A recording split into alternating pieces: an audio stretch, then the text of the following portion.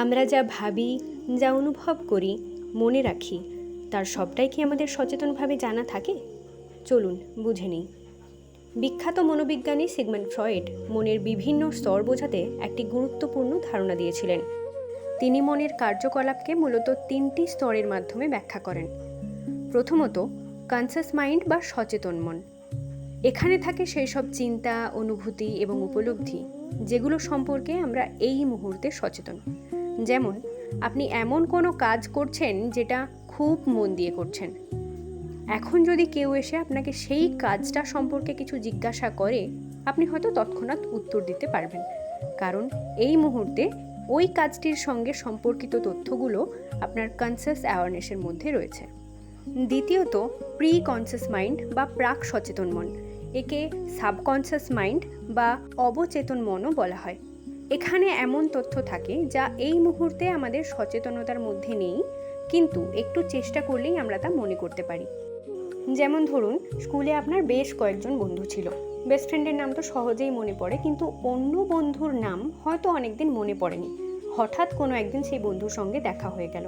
আপনি তাকে চিনতে পারলেন, কিন্তু নামটা কিছুতেই মনে করতে পারলেন না সেই সময়। কিছু সময় পরে সেই নামটা আপনি মনে করতে পারলেন। মানে, ওই তথ্যটা আপনার সাবকনসিয়াস মাইন্ডে ছিল, এখন সেটা আপনার কনসিয়াস অ্যাওয়ারনেসের মধ্যে এসেছে। এই ধরনের তথ্যকে ফ্রয়েডের মডেলে প্রি কনসিয়াস স্তরের সঙ্গে বোঝানো হয়। তৃতীয়ত, আনকনসিয়াস মাইন্ড বা অচেতন মন। আনকনসিয়াস মাইন্ড বলতে এমন সব মানসিক বিষয়কে বোঝানো হয় যেগুলো এই মুহূর্তে আমাদের সচেতনভাবে অ্যাক্সেস করা সম্ভব নয়।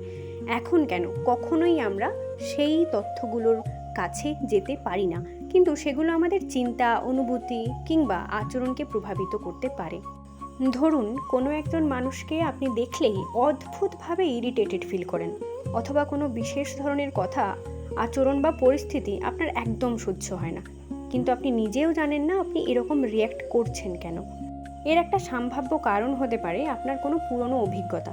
ধরুন, ছোটবেলায় এমন একজন মানুষ আপনার আশেপাশে ছিলেন যিনি বারবার খুব অ্যাগ্রেসিভ বা ভায়োলেন্ট আচরণ করতেন এবং আপনার চারপাশের পরিবেশে ভয় বা অশান্তি তৈরি করতেন। আজ অনেক বছর পরে সেই মানুষটিকে নিয়ে আপনার সম্পূর্ণ স্মৃতি হয়তো পরিষ্কারভাবে মনে নেই, কিন্তু পরবর্তীতে সেই ধরনের আচরণ, কথা বা পার্সোনালিটির কারো সঙ্গে দেখা হলে আপনার ভেতরে অস্বস্তি, ইরিটেশন বা ডিসলাইক তৈরি হতে পারে। অর্থাৎ আপনি হয়তো কনসিয়াসলি কারণটা জানেন না, কিন্তু আপনার পাস্ট এক্সপিরিয়েন্স আপনার বর্তমান রিয়াকশনকে প্রভাবিত করতে পারে।